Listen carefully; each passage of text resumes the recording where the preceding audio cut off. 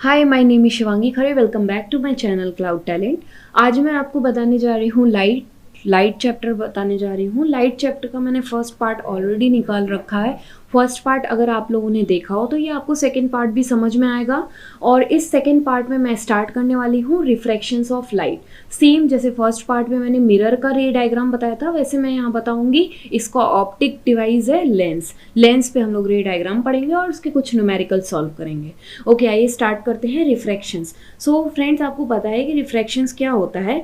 When bending of light is known as refractions. जब कोई light एक मीडियम से दूसरे मीडियम में ट्रैवल करती है तो वो क्या हो जाती है, थोड़ी सी बेंट हो जाती है। उस बेंडिंग ऑफ लाइट को हम कहते हैं रिफ्रैक्शंस। देखिए यहाँ पे जो एक मीडियम है वो है एयर और दूसरा मीडियम जो है यहाँ पे ग्लास। जरूरी नहीं है एयर टू ग्लास ही वो मीडियम हो, एयर टू वाटर हो सकता है, एयर टू या फिर कोई और भी मीडियम हो सकता है। ठीक है, तो एक मीडियम से दूसरे मीडियम में अगर कोई लाइट पास होती है तो वो थोड़ी सी बेंट हो जाती है। उस बेंडिंग पोजीशन को हम कहते हैं रिफ्रैक्शंस। ओके, तो यहाँ तक समझ में आ गया रिफ्रैक्शन। आइए हम डेफिनेशन की बात करते हैं, आगे डेफिनेशंस पढ़ते हैं इसकी। Refractions is a bending of light. It also happens with sound, water and other waves. मतलब जो ये बेंडिंग ऑफ लाइट की पोजीशन है ये हमेशा हैपन्स हो सकता है किसमें किसमें। It happens with sound as well as water and other waves. Other waves के साथ भी बेंडिंग ऑफ लाइट की जो फिनोमिना है वो हो सकती है। ठीक है, तो रिफ्रैक्शंस उसको कहते हैं जब बेंडिंग ऑफ लाइट हो, जब भी कोई लाइट एक मीडियम से दूसरे मीडियम में ट्रेवल कर रही हो और वो बेंड हो जाए तो उस बेंडिंग पोजीशन को कहते हैं refractions. Okay, it also happens sound, water and other waves as it passes from one transparent substance to the another। अब अगर हम बेंडिंग इसका फिनोमिना देखें कि यहाँ पे एक चीज समझना होगा कि what do you mean by denser and what do you mean by rarer. तो डेंसर उसको कहते हैं जिसमें डेंसिटी हो। ठीक है, जैसे वाटर की डेंसिटी होती है, जैसे कोई अगर हम और भी सब्सटेंस लिए जिसकी डेंसिटी हो तो उसको हम कहते हैं डेंसर मीडियम। ठीक है, रेयरर मीडियम उस मीडियम को कहते हैं जिसमें डेंसिटी न हो, जैसे एयर में कम डेंसिटी होती है तो वो क्या हो गया, रेयरर मीडियम। ठीक है, और यहाँ पे रेयरर टू डेंसर है, डेंसर टू रेयरर जाते हैं तो कैसे लाइट की जो पाथ है वो होगी, और रेयरर टू डेंसर जाते हैं तो लाइट की क्या पाथ होगी ये हम देखेंगे। तो पहले हम बात करते हैं रेयरर टू डेंसर। जब लाइट ट्रेवल करती है रेयरर टू डेंसर मतलब N1 medium to N2 medium से जब लाइट ट्रेवल करती है तो क्या होता है, ये लाइट ट्रेवल कर रही है यहाँ से रेयरर मीडियम में, बट इसको सीधा जाना चाहिए लेकिन ये कहाँ जा रही है, टूवर्ड्स द नॉर्मल। ये नॉर्मल लाइन है, ये टूवर्ड्स द नॉर्मल जा रही है, मतलब नॉर्मल के पास भाग रही है।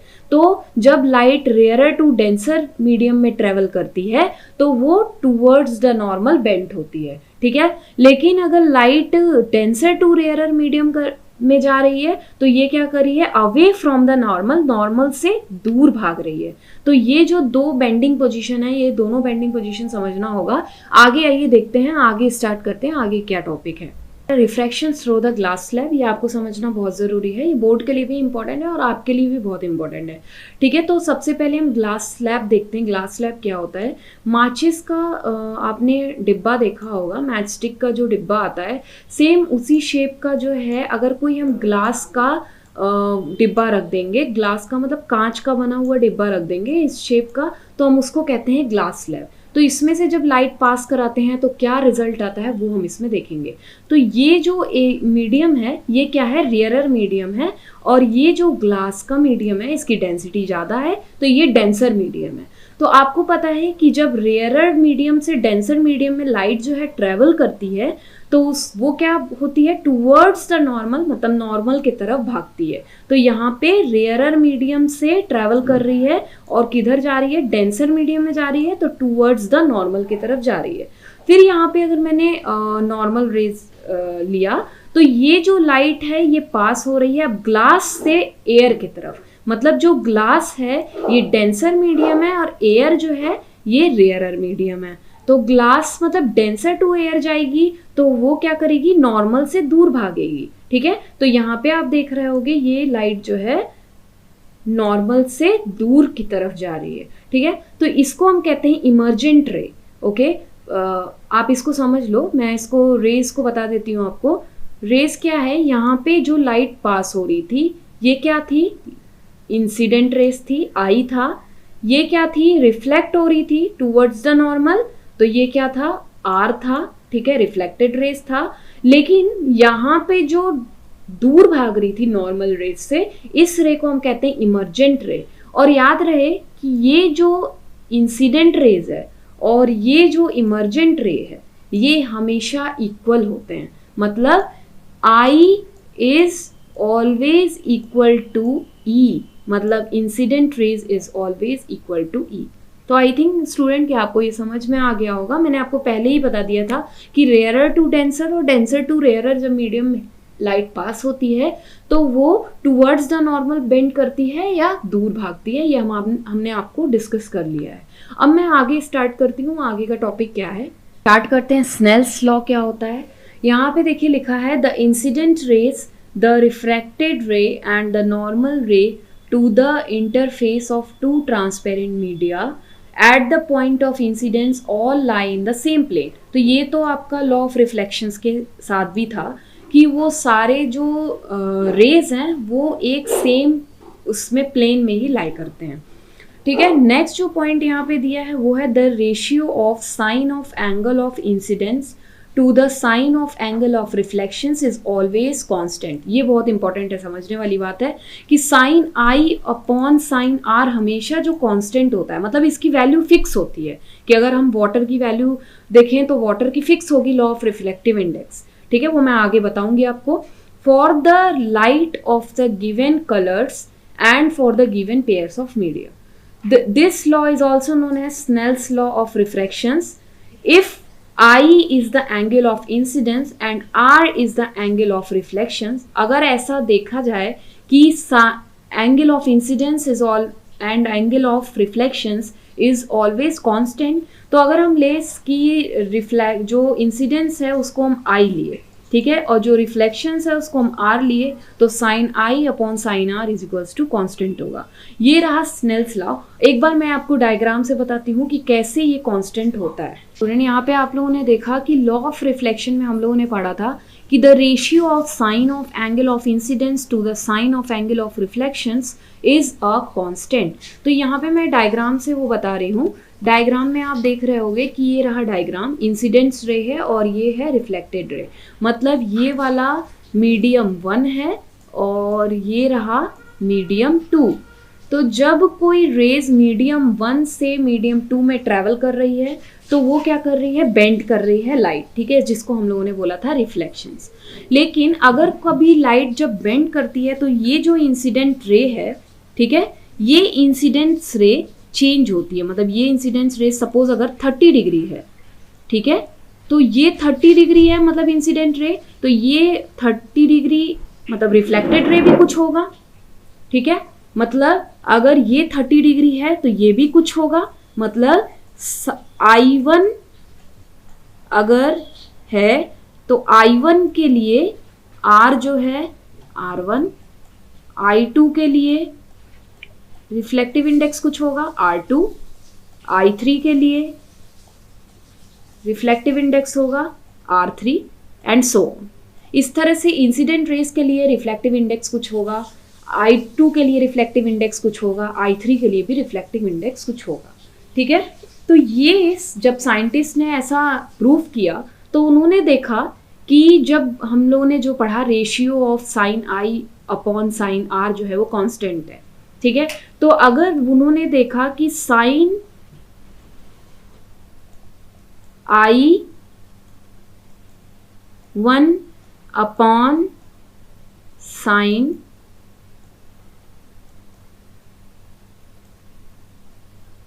R1 is equals to the sine I2 and sine R2, ठीक है। तो साइंटिस्ट ने ये देखा कि sine I upon sine R1 sine I2 upon sine R2 के इक्वल है and that also equal to the sine I3 is upon sine R3, ठीक है। तो इन्होंने देखा कि ये इक्वल है तो उन्होंने बताया कि sine I upon sine are is always constant, जिसको उन्होंने बोला कि ये है लॉ ऑफ रिफ्लेक्शन। तो उन्होंने बताया कि sine I upon sine are is always constant, जिसको हम बोलते हैं लॉ ऑफ रिफ्लेक्शंस। ठीक है, नेक्स्ट पॉइंट स्विच करती हूँ। हम लोगों ने यहाँ पे देखा कि sine I upon sine are is always constant. ठीक है, तो कांस्टेंट साइन यहाँ पे मैं लिख दे रही हूँ, साइन आई अपॉन साइन आर हम लोगों ने पढ़ा कि ये कांस्टेंट है। ठीक है, तो इसको हम लोग किससे इंडिकेट करते हैं, किससे डिनोट करते हैं, n21, n21। कुछ टीचर जो हैं इसको μ21 भी बोलते हैं, तो μ21 से भी आप इसको रिप्रेजेंट कर सकते हो। μ21 का मतलब क्या होता है, refractive index of second medium with respect to first medium. इसको कैसे पढ़ते हैं, reflective index of second medium with respect to first medium. मतलब सेकेंड मीडियम ये रहा, सेकेंड मीडियम जो कि ग्लास है, और यहाँ पे फर्स्ट मीडियम क्या है, एयर है। तो इसका जो reflective index of second medium to with respect to one medium है, वो क्या है, ग्लास के रिस्पेक्ट में एयर का देखा जा रहा है। तो अगर मैं यहाँ पे फाइंड आउट करूँ रिफ्लेक्टिव इंडेक्स, तो आप कैसे लिखोगे इसको, n21 is equals to sine I upon sine are. ठीक है, इसका रिफ्लेक्टिव इंडेक्स मैंने लिखा, इसका रिफ्लेक्टिव इंडेक्स मैंने कैसे लिखा, लिख रहे। ओके, अगर मैं इसका रिफ्लेक्टिव इंडेक्स लिखूं तो इसका रिफ्लेक्टिव इंडेक्स क्या लिखोगे, n21 is equals to sine I upon sine are. ठीक है, मीन्स कि n21 क्या है, n2 क्या है, इसमें ग्लास है तो G इंडिकेट करोगे। ठीक है, 1 क्या, air, A is always equal to sine I upon sine are. ठीक है, तो इसका ये जो है ये रिफ्लेक्टिव इंडेक्स हो गया। ठीक है, n glass G A is equals to sine I upon sine R. इस डायग्राम का एक बार मैं फ्रेश लिखकर आपको बता देती हूँ इस डायग्राम का, कि अगर मैं रिफ्लेक्टिव इंडेक्स लिखूँ तो कैसे लिखा जाएगा। ठीक है, तो हम लोगों ने पढ़ा, हम लोगों ने क्या देखा कि n21 इज इक्वल्स टू क्या होता है, कांस्टेंट होता है। ठीक है, n21 is equals to constant. तो n21 कैसे लिखेंगे हम, n लिखो या म्यू लिखो, कुछ भी लिखो। n2 यहाँ पे क्या है, 2 सेकेंड मीडियम क्या है, ग्लास है, तो यहाँ पे मैंने लिखा G। ठीक है, फर्स्ट मीडियम क्या है, एयर है, तो यहाँ पे लिखा मैंने A। अब इज इक्वल्स टू क्या हो गया, ये sine I upon sine are. ठीक है, तो ये इस डायग्राम का रिफ्लेक्टिव इंडेक्स हो गया। NGA is equals to sine I upon sine R. अगर यही यहाँ पे वाटर होता और ये एयर होता तो कैसे लिखते, NWA is equals to sine I upon sine r. या कोई वेव होता तो NWA is equals to sine I upon sine r. या साउंड होता तो NSA is equals to sine I upon sine r. तो इस तरह से रिफ्लेक्टिव इंडेक्स जो है वो इंडिकेट किया जाता है। ठीक है, रिफ्लेक्टिव इंडेक्स हमेशा होता है रिफ्लेक्टिव इंडेक्स ऑफ वाटर या reflective index of glass with respect to air is equals to sine I upon sine r. इसको कैसे पढ़ेंगे, reflective index of glass with respect to air is equals to sine I upon sine are. ठीक है, तो reflective index of water with respect to air is known as sine I upon sine r, मतलब constant हो गया। ठीक है, इस तरह से इसको रीड आउट करते हैं। अब आइए नेक्स्ट टॉपिक स्विच करते हैं। नेक्स्ट टॉपिक क्या है, ये जो मैंने बताया ये हमेशा अक्सर पूछता है, न्यूमेरिकल्स में आता है कि वाटर के रिस्पेक्ट में रिफ्लेक्टिव इंडेक्स बताओ एयर का क्या होगा। ठीक है, तो इस तरह से पूछता है क्वेश्चन, इसलिए मैंने ये बता दिया। तो इसी फॉर्मूले पे साइन आई अपॉन साइन आर पे रख करके लगाओगे इसको। 2 लॉ पढ़ा, पहला लॉ पढ़ा था क्या है, the incident ray and reflected ray and the normal to the interface of 2 transparent media at a point of incidence all lie in the same plane. आप ऐसे भी लिख सकते हो the normal, the incident ray, the reflective ray all lie in the same plane. ये तो आप लोगों ने वहां भी पढ़ा था, रिफ्लेक्शन में भी पढ़ा था, वही चीज आप रिफ्रैक्टिव में भी पढ़ रहे हो, ठीक है। तो नेक्स्ट जो लॉ था वो मैंने आपको बता दिया, the ratio of sine of angle of incidence to the sine of angle of reflection is a constant, of refraction is a constant, मतलब ये sine I upon sine are is always constant होता है, ये आपको second law मैंने पढ़ा दिया, ठीक है। अब नेक्स्ट हम पढ़ते हैं, नेक्स्ट टॉपिक में मैं स्विच करती हूँ। नेक्स्ट टॉपिक बहुत इंपॉर्टेंट टॉपिक है, लेंस, ठीक है। आपको स्फेरिकल लेंस पता है कि कितने टाइप का होता है, जैसे वहाँ पे हम लोग स्फेरिकल मिरर पढ़ रहे थे कि कॉन्केव मिरर था, कॉन्वेक्स मिरर था, उसी तरह हम लोग यहाँ पे पढ़ेंगे convex lens and concave lens. तो आइए स्टार्ट करते हैं। कॉन्वेक्स हम लोगों ने पढ़ा था, कॉन्वेक्स में कॉनकेव, केव में क्या हो रहा था, केव बन रहा था, तो यहाँ पे देखो केव दो बन रहे हैं, मतलब इसको डबल कॉनकेव लेंस भी बोलते हैं, ठीक है। मतलब यहाँ पे दो कॉनकेव देखो यूज हुए हैं और एक लेंस ये बना, तो इसको क्या कह दी, कॉनकेव लेंस, और इसको क्या कह दी, कॉन्वेक्स लेंस, ठीक है। तो आइए स्टार्ट करते हैं आगे का। यहाँ इसका भी रे डायग्राम पढ़ेंगे, पहले हम लोग पढ़ेंगे रूल एंड देन पढ़ेंगे फिर हम लोग रे डायग्राम पे स्विच करेंगे। तो आपको ये पता चल गया है कि double convex mirror, double convex lens भी इसको बोलते हैं एंड इसको डबल कॉन्केव लेंस भी बोलते हैं। ये थोड़ा मिलता जुलता है स्टूडेंट, तो अक्सर लोग कंफ्यूज हो जाते हैं, मैं भी कंफ्यूज होती थी, बट आप लोग भी कंफ्यूज नहीं हो गया। अगर मेरा फर्स्ट पार्ट देख लो रिफ्लेक्शंस का, तो आप लोग रिफ्रैक्शंस आराम से समझ सकते हो। थोड़ा सा बेसिक डिफरेंस है इसमें रिफ्लेक्शंस एंड रिफ्रैक्शंस में। रिफ्रैक्शंस में हम लोग लेंस पढ़ रहे हैं जिसको हम कहते हैं convex lens and concave lens, ठीक है। तो ये जो इसका है ये कॉन्वेक्स सरफेस है और ये जो इसका है ये कॉनकेव सरफेस है, ओके। आइए स्टार्ट करते हैं इसका रे डायग्राम। नेक्स्ट जो टॉपिक है वो हम लोगों ने रिफ्लेक्टिव इंडेक्स देखा कि रिफ्लेक्टिव इंडेक्स जो है वो फिक्स है, तो हर एक मटेरियल और मीडियम के लिए रिफ्लेक्टिव इंडेक्स फिक्स है। यहाँ पे मैंने चार्ट डाल दिया, एयर का रिफ्लेक्टिव इंडेक्स 1.0003 है, ठीक है। आइस का रिफ्लेक्टिव इंडेक्स 1.3 है, वाटर का रिफ्लेक्टिव इंडेक्स 1.3 है, ये आपको न्यूमेरिकल्स में दिया रहेगा।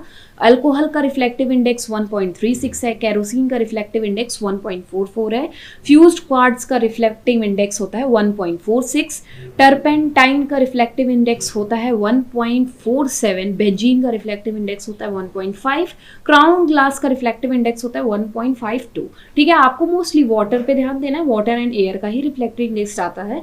कैंडिडा बल्सम्स का रिफ्लेक्टिव इंडेक्स होता है 1.53, रॉक सॉल्ट का रिफ्लेक्टिव इंडेक्स होता है 1.54, कार्बन डाइसल्फाइड का रिफ्लेक्टिव इंडेक्स होता है 1.63, डेंस फ्लिंट ग्लास का रिफ्लेक्टिव इंडेक्स होता है 1.65, रूबे का रिफ्लेक्टिव इंडेक्स होता है 1.71, सेफायर्स का रिफ्लेक्टिव इंडेक्स होता है 1.7, डायमंड्स का रिफ्लेक्टिव इंडेक्स होता है 2.42, ठीक है। तो ये जो रहा रिफ्लेक्टिव इंडेक्स ये तो एक फिक्स है जो कि कांस्टेंट हम लोगों ने पढ़ लिया। अब नेक्स्ट टॉपिक हम स्विच करते हैं, नेक्स्ट टॉपिक हम पढ़ेंगे converging and die converging lens. वहां पे हम लोगों ने पढ़ा था जो कन्वर्जिंग और डाई कन्वर्जिंग मिरर, यहाँ पे जस्ट उल्टा है, जो वहाँ डाई कन्वर्जिंग था वो यहाँ पे कन्वर्जिंग होगा, जो यहाँ कन्वर्जिंग है वो यहाँ पे डाई कन्वर्जिंग होगा, वो मैं आपको डायग्राम के थ्रू समझाती हूँ। कौन सा मिरर है ये, कॉन्वेक्स मिरर है, ओके। ये रहा कॉन्केव मिरर। तो कॉन्वेक्स मिरर में देखो ये जो रेज है पैरेलल जो है प्रिंसिपल एक्सिस से होकर जा रही है और ये फोकस से होकर निकल जा रही है, मतलब ये डाइवर्स नहीं कर रही है। कॉन्वेक्स लेंस वहां पे डाइवर्स करती थी, यहाँ पे कन्वर्जिंग लेंस है, ठीक है। इसी तरह अगर हम कॉन्केव लेंस की बात करें तो यहाँ से जो पैरेलल मिरर प्रिंसिपल एक्सिस से होकर जा रही है ये क्या कर रही है, डाइवर्स कर दे रही है, मतलब यहाँ पे कॉन्केव लेंस जो है ये डाइवर्जिंग लेंस है, ठीक है। ये दो कॉन्सेप्ट आपको समझ में आ गया। अब मैं इसी के थ्रू आपको रूल बताऊंगी, जैसे वहां पे 3 रूल हम लोग पढ़े थे और फॉलो कर रहे थे रे डायग्राम के लिए, वैसे ही यहाँ पे 3 रूल पढ़ेंगे और फॉलो करेंगे रे डायग्राम बनाने के लिए, ओके। आइए स्टार्ट करते हैं, पहले रूल की बात कर लेते हैं। तो अगर मैं रूल की बात करूं तो रूल में आप देख रहे होंगे ये रहा कॉन्वेक्स मिरर और ये रहा कॉन्केव मिरर। तो कॉन्वेक्स मिरर और कॉन्केव मिरर का ये रहा प्रिंसिपल एक्सिस, ठीक है, प्रिंसिपल एक्सिस। अब जो रेज आ रही है पैरेलल आ रही है और पैरेलल फिर ये फोकस से होकर निकल जा रही है, ठीक है। तो मतलब अगर कोई रेज पैरेलल जाती है तो वो फोकस से ही पास होती है। केव लेंस की बात करें, ठीक है, यहाँ पे थोड़ा कंफ्यूज रहता है कॉनकेव और कॉन्वेक्स लेंस का, तो उस पर ध्यान मत दो आप। ये जो है कॉनकेव लेंस है, तो अगर कोई रेज पैरेलल आ रही है प्रिंसिपल एक्सिस से तो ये डाइवर्स कर रही है ठीक है, और हमें ऐसा लग रहा है कि ये रेज जो है फोकस की तरफ आ रही है, ठीक है। तो ये रहा जो डाइवर्जिंग लेंस, मतलब ये डाइवर्स कर रही है रेस को, ठीक है। ओके, इस तरह जो फर्स्ट रूल था मिरर का, उसी तरह यहाँ पे लेंस का रूल हो गया। एक बात ध्यान में रखना है आप, जैसे मिरर में आपको पॉइंट्स था, सपोज मिरर था तो मिरर में आपको पोल था, ठीक है, फोकस था, ठीक है, और कर्वेचर था। तो यहाँ पे क्या होगा, प्रिंसिपल एक्सिस है, ठीक है, ये रहा प्रिंसिपल एक्सिस,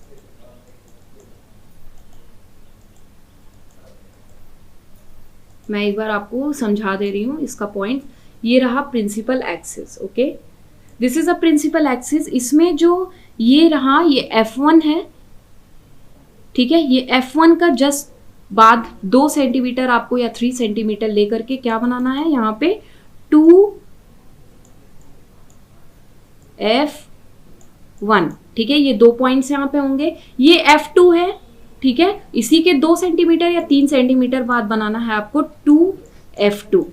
ओके, यहाँ इसमें 4 पॉइंट होंगे और एक जो ये सेंटर है इसको हम कहते हैं ऑप्टिकल सेंटर। तो लेंस में इन्हीं 4 पॉइंट से जो है वो रे डायग्राम बनेगा। तो वो 4 पॉइंट कौन कौन से हैं, F1, 2F1, F2, 2F2 and O is a optical centre. इसी तरह इसमें O optical centre, F1 2F1 and F2 2F2, ठीक है, इससे हम रे डायग्राम बनाएंगे। अब मैंने आपको फर्स्ट रूल बता दिया कि फर्स्ट रूल किस तरह से जो जब कोई रेज पैरेलल आ रही है तो कैसे वो फोकस से होकर पास हो रही है। और ध्यान रहे जो वहां पे हम लोगों ने कॉनकेव मिरर पढ़ा था वो यहाँ पे कॉन्वेक्स लेंस के जैसा होगा, और जो वहां पे हम लोग कॉन्वेक्स लेंस मिरर पढ़े थे वो यहाँ कॉनकेव लेंस जैसा बिहेव करेंगे, जस्ट उल्टा, ठीक है। नेक्स्ट रूल पे स्विच करते हैं। नेक्स्ट सेकेंड रूल जो है, अगर हमने कोई लाइट जो है वो पास की है F1 से, ठीक है, F1 से पास हुई है तो ये क्या होगा, पैरेलल निकलेगा F2 के, जैसे हम लोग उसमें पैरेलल पास कर रहे थे तो F1 से निकल रहा था, ठीक है। तो इसी तरह जो है यहाँ पे भी हमने पास की है F2 पे, मतलब फोकस से पास कर रहे हैं तो ये क्या होगा, पैरेलल हो जाएगा F2 के। तो ये रहा सेकेंड रूल। अब जो ये एक्चुअली डाइवर्स लेंस है तो यहाँ पे आपको लगेगा वर्चुअल जो है F2 पे मिलता हुआ रेस जो है वो दिख रहा है, ठीक है। नेक्स्ट जो रूल है ये बहुत ही ज्यादा यूनिक है। जैसे वहां पे हम लोग मिरर में देखे थे कि अगर कोई रेस सी से होकर पास हो रही है तो उसी के तरफ वापस जाती है, मतलब वहां पे हम लोग को रिफ्लेक्शंस देखने को मिलता था। यहाँ पे हम लोग को रिफ्लेक्शन देखने को नहीं मिलेगा, रिफ्रैक्शंस देखने को नहीं मिलेगा। मींस कि अगर कोई लाइट जो है ऑप्टिकल से पास हो रही है तो उसी डायरेक्शन में निकल जाएगी वो, ठीक है। यहाँ पे कोई रिफ्लेक्शंस देखने को नहीं मिल रहा है। अगर लाइट कुछ पास हो रही है ऑप्टिकल से तो वो उसी रास्ते वो वापस निकल जाएगी, मतलब वापस होकर के नहीं आएगी रेस। तो इसमें जो वो है आपका एरो है वो एक ही साइड एरो है। ओके, नेक्स्ट टॉपिक है हमारा रे डायग्राम पे। तो यही 3 रूल जो है हम फॉलो करके रे डायग्राम देखेंगे। रे डायग्राम सीखते हैं कि कैसे रे डायग्राम जो है वो बनाएंगे। तो अभी हम लोग जो डायग्राम देखने जा रहे हैं वो है कॉन्वेक्स मिरर में।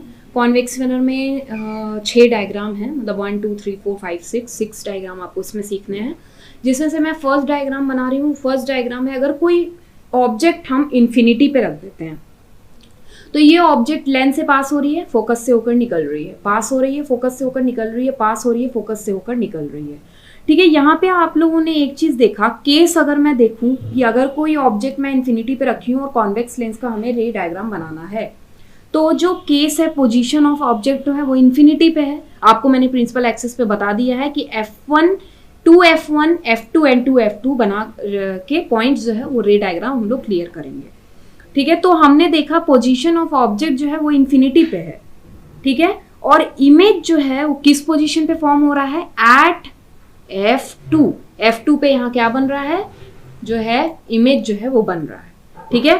साइज जो है हाईली डिमिस्ड बन रहा है, बहुत छोटा दिखेगा आते हुए कहीं इन्फिनिटी से, ठीक है। और आपको ये जो दिख रहा होगा ये रियल एंड इन्वर्टेड दिख रहा होगा। इमेज जो है ये हमेशा इसमें रियल एंड इन्वर्टेड बनेगा, जैसे वहां पे कॉन्केव मिरर में बन रहा था वैसे यहाँ पे कॉन्वेक्स लेंस में बनेगा, हमेशा रियल एंड इन्वर्टेड बनेगा। अब आइए नेक्स्ट पोजीशन की हम बात करते हैं। नेक्स्ट जो पोजीशन है उसको हम लोगों ने कहाँ पे रखा है, थोड़ा सा 2F1 के दूर, ये रहा ऑब्जेक्ट, ठीक है। अब कोई रेज यहाँ से पास हो रही है और पास होके F2 से जो है ये क्या हो रही है, निकल रही है, ठीक है।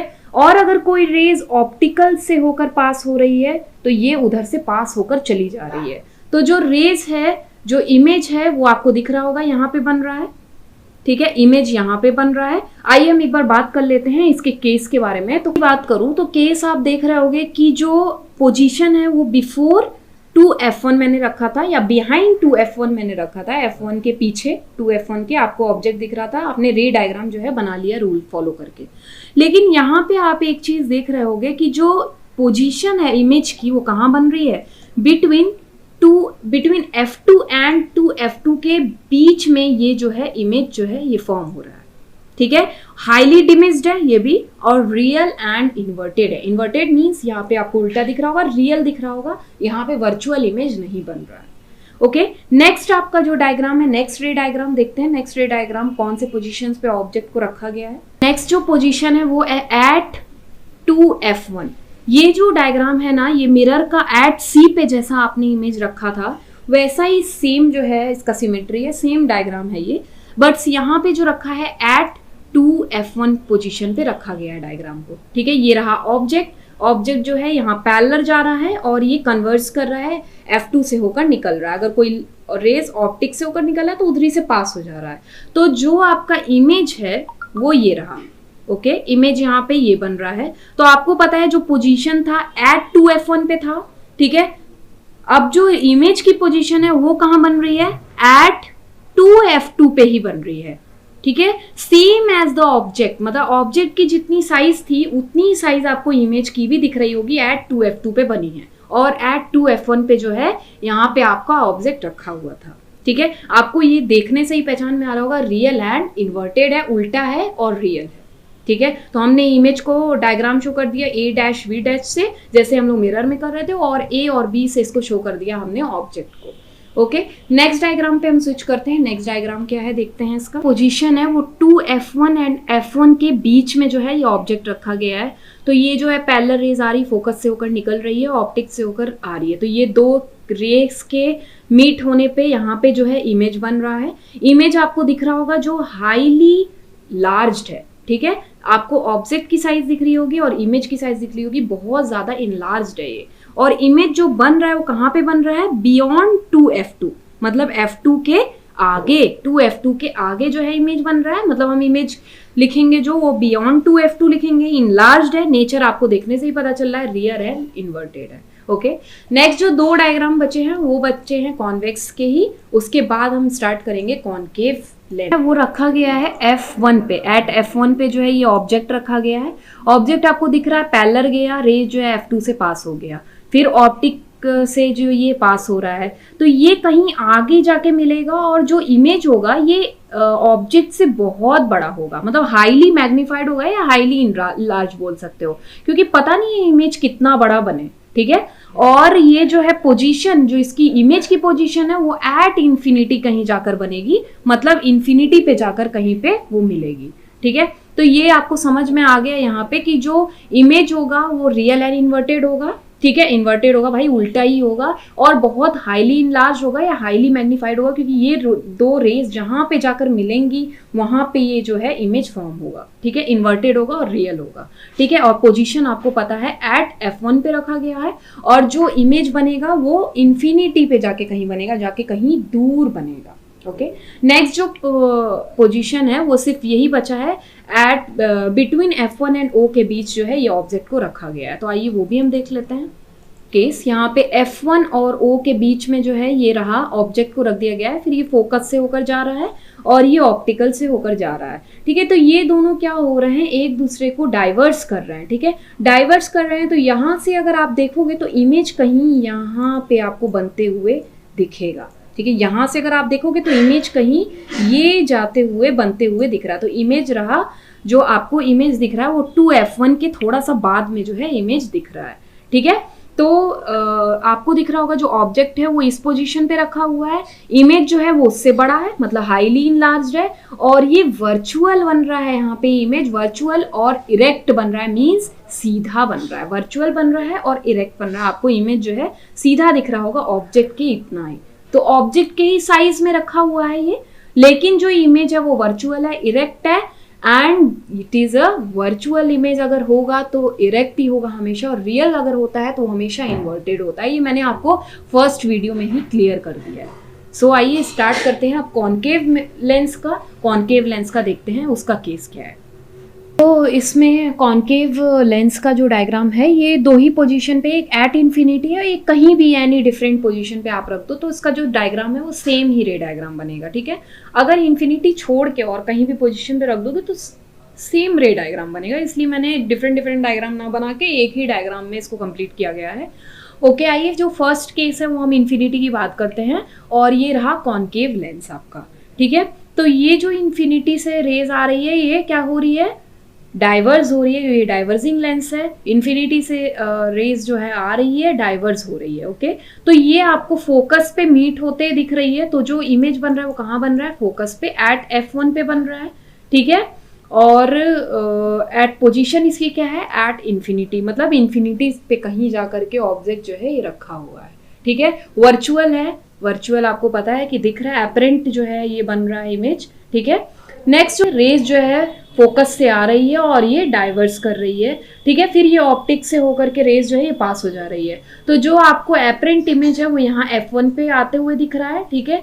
इमेज जो फॉर्म हो रहा है ये यहाँ पे बन रहा है, मतलब f1 एंड o के बीच में जो है ये इमेज बन रहा है, और जो ऑब्जेक्ट रखा गया था वो यहाँ पे था, ठीक है। या ऑब्जेक्ट आप कहीं पे भी रख दो, डायग्राम आपको ऐसा ही दिखेगा, ठीक है। वर्चुअल एंड इरेक्ट जो है इसकी नेचर है, इमेज का जो नेचर है वर्चुअल एंड इरेक्ट। ओके, तो यहाँ पे जो रे डायग्राम है वो खत्म होता है। अब आइए एक बार यूजेस पढ़ लेते हैं। यूजेस इसका क्या है, जैसे हम लोगों ने मिरर का यूजेस पढ़ा था वैसे हम लेंस का भी यूजेस पढ़ लेते हैं। इनके अलग अलग यूजेस होते हैं। Of convex lens, uses of convex lens में एज अ मैग्नीफाइंग ग्लास इसको यूज किया जाता है, इन माइक्रोस्कोप में यूज किया जाता है।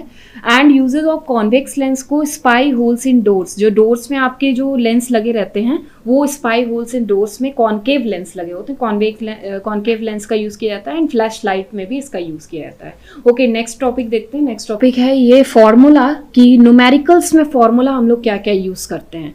तो अक्सर जो मिरर के लिए फॉर्मूला होता है वो होता है 1/f is equals to 1/u plus 1/v, और जो लेंस के लिए फॉर्मूला होता है वो होता है 1/f is equals to 1/u minus 1/v, ठीक है। तो माइनस जो साइन यूज होती है वो लेंस के लिए यूज होती है, और जो प्लस साइन होती है वो मिरर के लिए यूज होती है। तो अब आइए बात करते हैं कि u क्या है, यहाँ पे v क्या है, यहाँ पे u क्या है एंड v क्या है, ठीक है। वो मैं आपको बता देती हूँ। इसमें 1f इज इक्वल्स टू जो प्लस यूज करेंगे वो हम मिरर के लिए यूज करते हैं, माइनस हम लोग लेंस के लिए यूज करते हैं। अब आइए मैं आपको बता देती हूँ u क्या है एंड v क्या है, ठीक है। u को बोलते हैं हम ऑब्जेक्ट डिस्टेंस, ठीक है, और इसको हम बोलते हैं इमेज का डिस्टेंस जो है, ठीक है। तो हम एक बार डायग्राम से आपको बता देते हैं कि कहाँ पे है ऑब्जेक्ट डिस्टेंस एंड कहाँ पे है इमेज डिस्टेंस। तो सपोज मान लीजिए अगर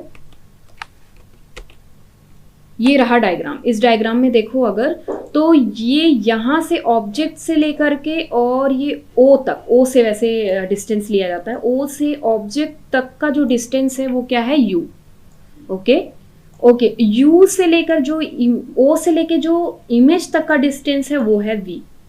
ओके, एंड F ये रहा जो ये रहा F। ओके, आपको इसमें समझ में आ गया। उसी तरह मिरर, तो ये जो फॉर्मूलाज हैं ये बहुत इंपॉर्टेंट है फॉर द न्यूमेरिकल्स आप इसी फॉर्मूले से कर पाओगे। Image distance and object distance आपको पता होना चाहिए कि किसको कहते हैं, यू से इंडिकेट करते हैं, वी से इंडिकेट करते हैं, तभी आप उस फॉर्मूला में रख पाओगे और फोकस निकाल पाओगे। यू निकाल, अगर एफ दिया है, वी दिया है, यू निकालने को पूछ रहा है तो निकाल लोगे। अगर एफ नहीं दिया है, यू और वी दिया है तो भी रख के निकाल लोगे। वी नहीं दिया है, ये दोनों दिया है तो भी रख के निकाल लोगे।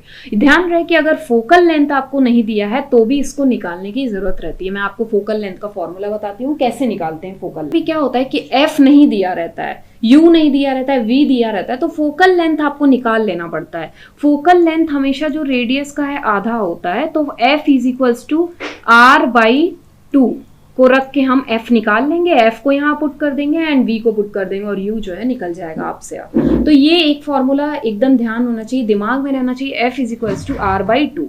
ठीक है, फोकल लेंथ हमेशा रेडियस का हाफ होता है।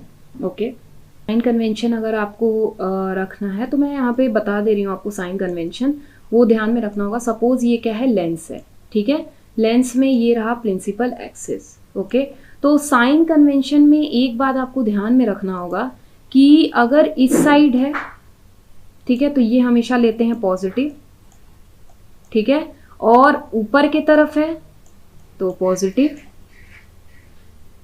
ओके, ऊपर की तरफ है तो भी पॉजिटिव, राइट साइड है तो नेगेटिव लेंगे, नीचे के तरफ है तो नेगेटिव लेंगे। ये साइन कन्वेंशन में आपको ये चीज देखना है। तो अक्सर जो ऑब्जेक्ट है वो हम लोग यहाँ पे रखते हैं, ठीक है। ये ऑब्जेक्ट का क्या है, एच है, लेंथ है, मतलब हाइट है ये ऑब्जेक्ट का, सॉरी ये हाइट है। तो यू जो था ऑब्जेक्ट से ओ तक की दूरी थी, मतलब हमेशा नेगेटिव ही लेंगे, चाहे मिरर हो चाहे लेंस हो। हमेशा जो आपका यू होगा वो हमेशा क्या होगा, नेगेटिव होगा। ओके, एच जो है ये ऊपर के तरफ है, ऊपर के तरफ आपको मैंने बताया पॉजिटिव होता है, तो एच जो हमेशा क्या होगा, पॉजिटिव होगा। वी डिपेंड करता है यार, वी कभी इधर भी बन सकता है इमेज कभी इधर भी बन सकता है, लेफ्ट साइड बनता है। लेफ्ट साइड बनेगा तो पॉजिटिव लोगे, राइट साइड बनेगा तो नेगेटिव लोगे, और ऊपर के तरफ बनेगा तो पॉजिटिव लोगे, नीचे की तरफ इमेज बनेगा तो नेगेटिव लोगे। तो इमेज डिपेंड करता है कि कहाँ पे बन रहा है। ये रहा साइन कन्वेंशन आपका, ठीक है। साइन कन्वेंशन में ये चीज फॉलो रखना है आपको कि जब भी कोई न्यूमेरिकल आए, यू हमेशा उसमें तुमको नेगेटिव लेना है एंड एच हमेशा पॉजिटिव लेना है। ओके, चीज मैंने इसमें बताया, एक तो बताया कि कब मिरर के लिए फॉर्मूला यूज किया जाता है, कब लेंस के लिए फॉर्मूला यूज किया जाता है, दूसरा बताया हमने साइन कन्वेंशन के बारे में। तीसरी चीज आपको यहाँ पे ध्यान में रखना है फोकल लेंथ। स्टूडेंट आपको ध्यान रहे कि अगर फोकल लेंथ हम कॉनकेव का लेते हैं, कॉनकेव मिरर या फिर कॉनकेव लेंस, ठीक है, तो उसका फोकल लेंथ हमेशा जो है वो नेगेटिव लेना है आपको, ठीक है। और अगर आप कॉन्वेक्स का लेते हो, ठीक है, कॉन्वेक्स का अगर आप फोकल लेंथ लेते हो तो वो हमेशा आपको पॉजिटिव लेना है। ओके, ये बात भी आपको ध्यान में लेके चलना है, तभी आप न्यूमेरिकल जो है वो क्लियर कर पाओगे। कॉनकेव का फोकल लेंथ हमेशा नेगेटिव लेना है, चाहे वो मिरर हो चाहे वो लेंस हो। कॉन्वेक्स का हमेशा आपको फोकल लेंथ पॉजिटिव रखना है। ये तीन चीज आपको ध्यान में रख के जो है फॉलो करना है न्यूमेरिकल्स को। ओके फाइन, नेक्स्ट जो देखते हैं, नेक्स्ट पॉइंट मैं आपको बता देती हूँ, जो इंपॉर्टेंट पॉइंट है वो मैं बताते चल रही हूँ आपको। लास्ट टॉपिक है मैग्निफिकेशंस। मैग्निफिकेशंस आपको क्या, मैग्निफिकेशंस क्या होता है, the ratio of size of image to the size of object. मतलब साइज ऑफ इमेज और साइज ऑफ ऑब्जेक्ट के रेशियो को हम कहते हैं मैग्निफिकेशन। मैग्निफिकेशंस को हम एम से इंडिकेट करते हैं, ठीक है, इसको हम लिखते हैं actually H dash upon H, ठीक है, H dash upon H. Okay, suppose मान लीजिए अगर ये डायग्राम है, ठीक है, ये रहा आपका ऑब्जेक्ट और ये रहा आपका इमेज। ओके, तो ये क्या है, ये क्या है आपका ratio of size of image, ठीक है। Ratio of size of image क्या होगा, एच डैश, ये रहा एच डैश, और ये क्या हो गया एच। ओके, सो अगर मान लीजिए ये 2 सेंटीमीटर और ये 6 सेंटीमीटर है, तो आप इस फॉर्मूले पे रखो 6/2, तो क्या आ गया मैग्निफिकेशन इसका 3, ठीक है, 3 इसका मैग्निफिकेशन हो गया। मैग्निफिकेशंस को कई सारे टर्म्स में रखा जाता है, जैसे हमने बताया कि हाइट ऑफ इमेज तो एच आई भी लिख सकते हो, हाइट ऑफ ऑब्जेक्ट रेशियो का एच ओ भी लिख सकते हो। इसको वी एंड यू के भी टर्म में लिखा जाता है इस तरह से, वी अपॉन यू, ठीक है, मतलब इमेज का रेशियो एंड ऑब्जेक्ट का रेशियो। ओके, इसको D I and D zero मतलब ऑब्जेक्ट के टर्म में, इस टर्म में लिखा जाता है। ओके, मिरर के लिए हमेशा जो है ये माइनस वी अपॉन यू होगा या minus d i upon d o होगा ऑब्जेक्ट, और हमेशा लेंस के लिए पॉजिटिव वी अपॉन यू रखा जाएगा, ठीक है। मैंने 2 टर्म में आपको इसलिए ये टर्म बता दिया, वी अपॉन यू का भी टर्म। कभी कभी क्या होता है ना कि एच डैश एंड एच नहीं दिया रहता है, तो इस टर्म में भी कभी कभी मैग्निफिकेशंस निकालना होता है बोर्ड में, तो इसलिए मिरर के लिए हमेशा माइनस वी अपॉन यू रखते हैं और लेंस के लिए हमेशा प्लस वी अपॉन यू रखते हैं। तो यहाँ पे मेरा टॉपिक स्टूडेंट खत्म होता है। सेकेंड पार्ट मैंने लाइट का रिफ्लेक्शंस एंड रिफ्रैक्शंस दोनों बता दिया। मेरा ये वीडियो आप ध्यान से देखो, आपको ये चैप्टर पूरा कंसेप्ट क्लियर हो जाएगा। आई होप वीडियो आपको पसंद आई होगी, और अगर पसंद आई हो तो प्लीज़ लाइक शेयर सब्सक्राइब करो। Thank you so much, bye bye, take care.